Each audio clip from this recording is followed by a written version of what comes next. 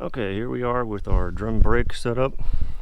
This is our 89 F-150, and on the rear it has the drum brakes. So like we had talked about earlier, outer part is our drum right here. I want to show you removing this and how much dust comes out of this. So I'm going to again remove it slowly.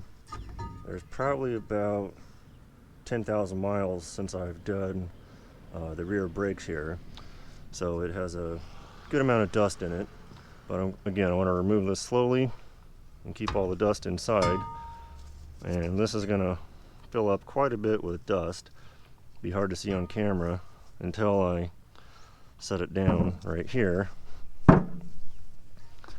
Now you can see all the dust that came out of there. That's what you don't want to be breathing. So, real quick on the drum, I'm gonna take this off the stand here so we can see a little closer.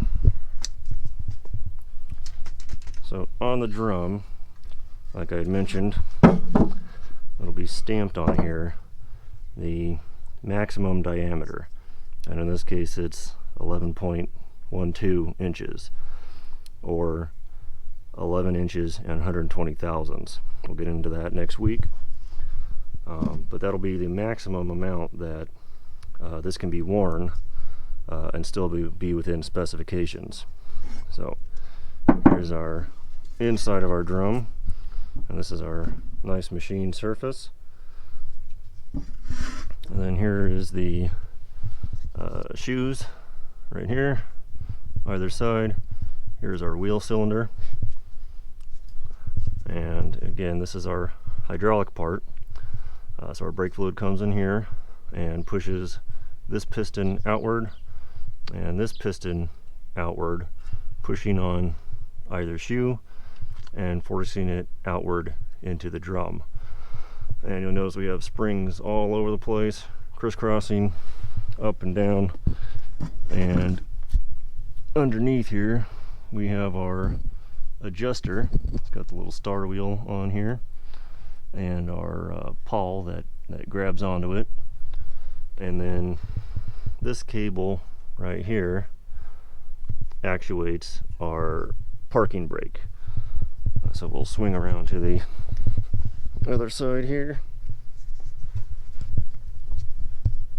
and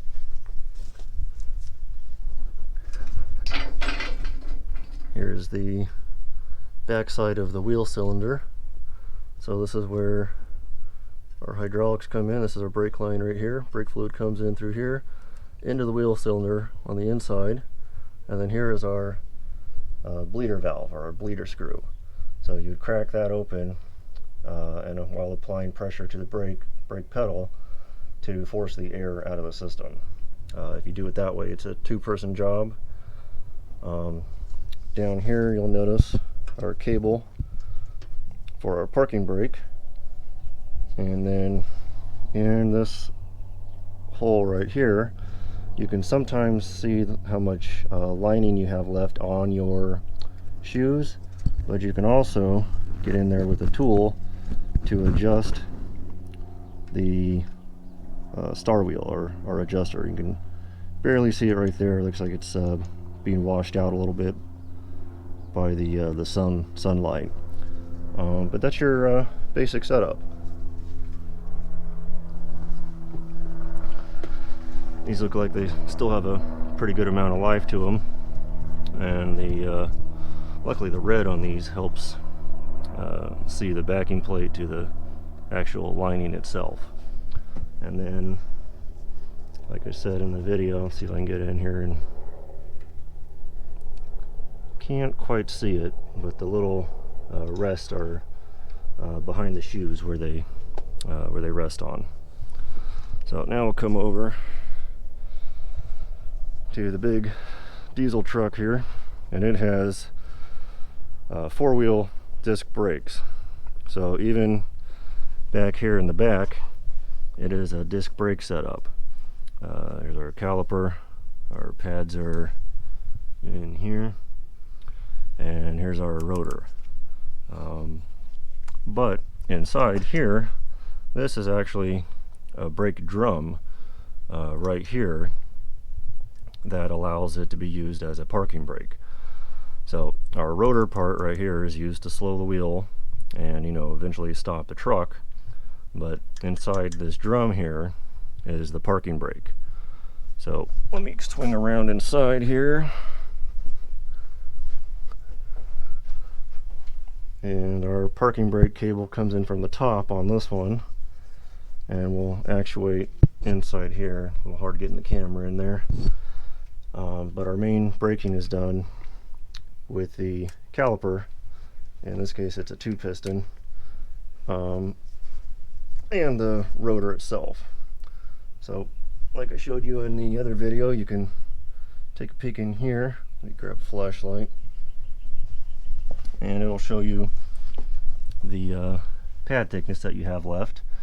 And on this one, I think like the one in the video, I can only see the inner pad through this little inspection hole, but luckily the outer pad I can see right here.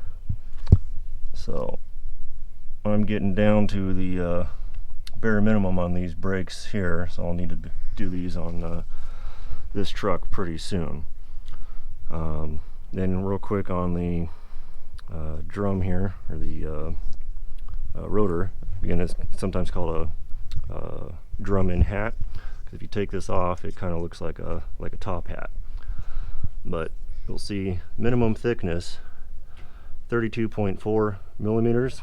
That's going to be for the thickness of our rotor right here, because as it wears it gets thinner, so it can only be used so long before it's out of specification according to the manufacturer, and it needs to be replaced, so it can't be machined any further.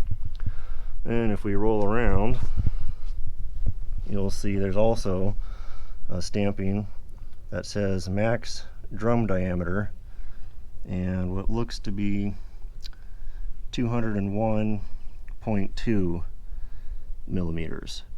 So as the drum wears, it actually gets bigger, so it has a maximum specification that it can be, and after that you have to replace the whole entire drum and hat assembly here, or piece right here.